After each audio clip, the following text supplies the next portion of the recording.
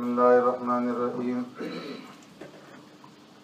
وعن ابن عمر رضي الله تعالى عنهما قال نهى رسول الله صلى الله عليه وسلم أن يقرن الرجل بين التمرتين حتى يستأذن أصحابه متفق عليه أو كما قال عليه الصلاة والسلام. صدق رسول اللہ صلی اللہ علیہ وسلم. حضرت ابن عمر رضی اللہ تعالیٰ عنہما روایت فرماتے ہیں آقا نامدار سرور کائنات رحمت دو عالم صلی اللہ علیہ وسلم نے منع فرمایا کہ کوئی آدمی دو کھجوریں ایک ساتھ لے کر کے کھائے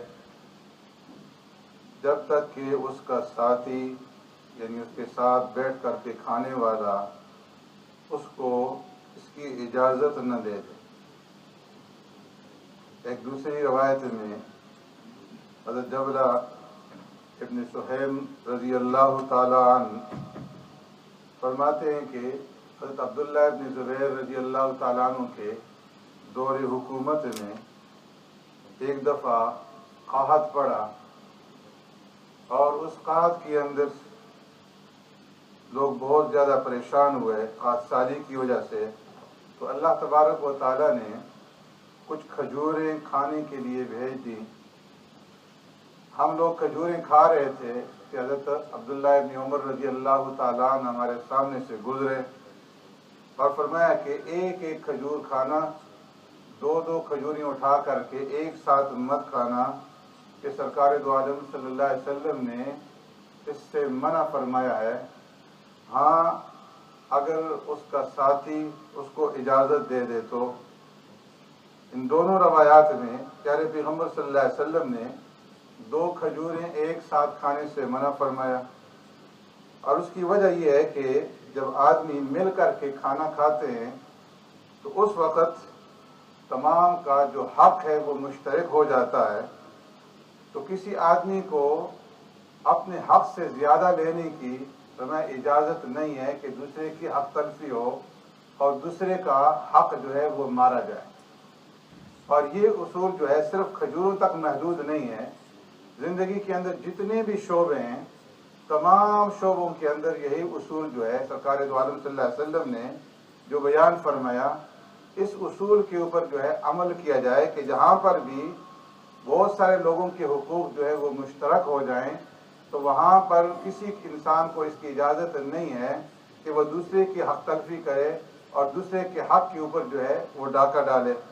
مثال کے طور پر جو ہمارے یہاں بیاہ شادی کی تقریبات ہوتی ہیں اس کے اندر جو ہے سروس کا جو ہے اہتمام ہوتا ہے کہ آدمی خود ہی میزبان کی طرف سے جب اعلان ہوتا ہے تو پلیٹیں لے کر کے کھڑے ہو جاتے ہیں اور پلیٹوں کے اندر جو ہے کھانا لینا شروع کر دیتے ہیں. اب اگر کوئی آدمی پہلے پہنچ جائے کھانے کے اوپر اور جتنا بھی روسٹ ہے وہ اپنی پلیٹ میں جمع کر لے یا کباب یا ٹکا یا میٹھا وہ سارا کا سارا ایک پلیٹ میں ڈال دے تو جو بعد میں آنے والے ہیں وہ اس کا منہ دیکھتے رہ جائیں. تو فرمایا کہ یہ ناجائز، ایسا کرنے کی شریعت کے اندر اجازت نہیں ہے. اسی طرح آدمی دسترخوان کے اوپر بیٹھتا ہے تو فرمایا کہ جب دسترخوان کے اوپر بیٹھے اور دسترخوان کے اوپر کھانا آئے تو آدمی کو یہ دیکھ لینا چاہیے کہ دسترخوان کے اوپر کتنے لوگ ہیں اور یہ جو کھانا آیا ہے یا یہ جو چیز آئی ہے دسترخوان کے اوپر اگر اس تمام لوگوں کو برابر تقسیم کیا جائے تو میرا حصہ کتنا بنے گا. تو جتنا حصہ اس کی سمجھ میں آتا ہے کہ میرا اتنا حصہ بنے گا تو اتنا حصہ لے کر کے وہ اپنی پلیٹ میں ڈال کر کے کھا لے. اس سے زیادہ اگر لے گا تو دوسرے کی حق تلفی ہوگی. اسی طریقے سے جتنے بھی حقوق مشترکہ ہیں، مثال کے طور پر ایک آدمی سفر کر رہا ہے اور سفر کے اندر جو ہے وہ 2-3 سیٹیں جو ہے وہ اس کے اوپر قبضہ جما لیتا ہے، باقی لوگوں کا حق مارتا ہے، وہ کھڑے رہتے ہیں اور یہ ناجائز جو ہے ان کی سیٹوں کے اوپر بیٹھ کر کے وہاں پہ لیٹ جاتا ہے. تو میں کہ یہ بھی ناجائز ہے. اسی طریقے سے جو کاروبار کیا جاتا ہے مشترکہ طور پر چند بھائی مل کر کے کاروبار کرتے ہیں تو کہتے ہیں کہ جی لکھت پڑھت کی جو ہے ضرورت نہیں ہے، حساب کتاب بھائیوں کے درمیان میں کیا کرنا ہے. پیار ہے، محبت ہے، لیکن فرمایا کہ یہ بھی غلط ہے. یہ پیار اور محبت کاروبار کے اندر چند دنوں تک چلتا ہے اور بعد میں پھر وہ دشمنی کے اندر جو ہے تبدیل ہو جاتا ہے کہ جب کاروبار بڑھتا ہے تو پھر ایک کو شکایت پیدا ہوتی ہے کہ جی دوسرے نے جو ہے وہ اتنا مال لے کر کے چلا گیا، اس کے اتنے بچے ہیں، میرے تو بچے نہیں ہیں، وہ اتنا لے گیا اور مجھے کم ملا، فلانے نے جو ہے اپنے بیٹے کی شادی کے اوپر اتنا خرچ کیا اور میرے بیٹے کی شادی کے اوپر جو ہے اتنا خرچ نہیں ہوا. تو پھر بات جو ہے بڑھ کر کے وہ دشمنی تک پہنچ جاتی ہے. تو اس لیے سرکار دو عالم صلی اللہ علیہ وسلم نے فرمایا کہ جو بھی کام کرو اس کو حساب کے ساتھ لکھت پڑھ کر کے طریقے کے ساتھ کرو، اور ہر ایک کی ملکیت جو ہے، ہر ایک کا حصہ وہ واضح ہونا چاہیے. گھر کے اندر باپ کا کتنا حصہ ہے، باپ کی کیا کیا چیز جو ہے اس کی ملکیت کے اندر ہے، بیٹے کی ملکیت کے اندر کیا چیز ہے، خاوند کی ملکیت میں کیا ہے، بیوی کی ملکیت میں کیا ہے، یہ ساری چیزیں جو ہے واضح ہونی چاہیے. اسی طریقے سے دیگر جو حقوق مشترکہ ہیں ان کے اندر بھی مثال کے طور پر جو ہے یہاں پر تولیہ رکھا جاتا ہے گھر کے اندر یا مسجد میں یا کسی اور جگہ پہ، تو تولیہ رکھنے کی جگہ جو ہے مخصوص ہے، صابن رکھنے کی جگہ جو ہے وہ مخصوص ہے، اور اسی طریقے سے دیگر چیزوں کی جگہ مخصوص ہے. اب اگر ایک آدمی جو ہے اس کو استعمال کر کے دوسری جگہ میں پھینک دے، جو بعد میں آئے گا اسے تلاش کرنے میں تکلیف ہوگی، اور کسی مسلمان کو تکلیف پہنچانا فرمایا یہ گناہ کبیرہ ہے. ٹوائلٹ جو ہے یوز کرتے ہیں، اس کے اندر گندگی چھوڑ کر کے چلے جاتے ہیں کہ بعد میں جو آئے گا دیکھا جائے گا، تو جو بعد میں جائے گا اس کو تکلیف ہوگی. تو یہ گناہ کبیرہ ہے، کسی مسلمان کو تکلیف پہنچانا یہ گناہ کبیرہ ہے. اسی طریقے سے کار پارکنگ ہے، بعض لوگ جو ہے گاڑیاں پارک کر دیتے ہیں راستے کے اندر اور باقی لوگوں کا راستہ جو ہے بلاک کر دیتے ہیں، یا روڈ کے اوپر یا کسی کی گھر کے جو ہے سامنے گاڑی پارک کر دی.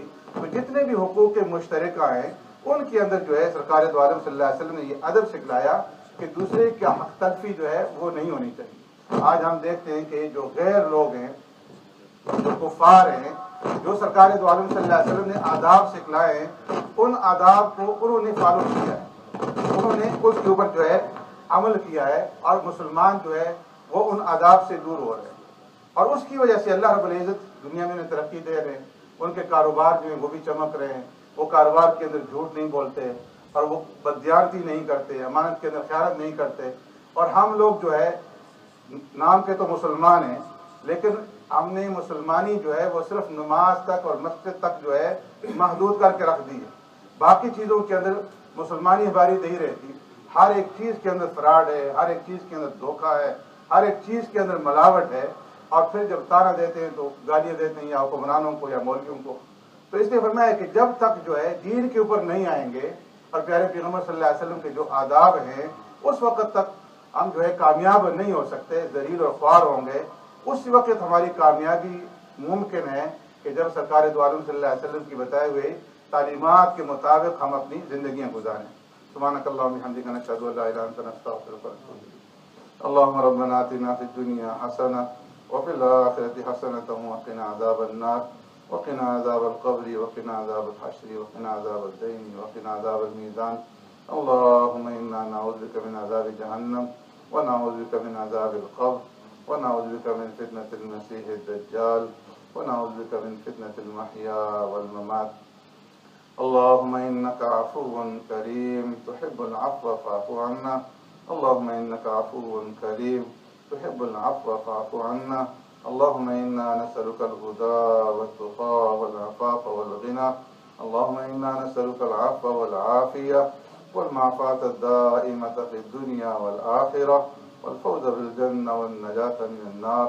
اللهم إنا نسألك رضاك والجنة ونعوذ بك من غضبك والنار. سبحان ربك رب العزة عما يصفون وسلام على المرسلين والحمد لله رب العالمين برحمتك يا أرحم الراحمين.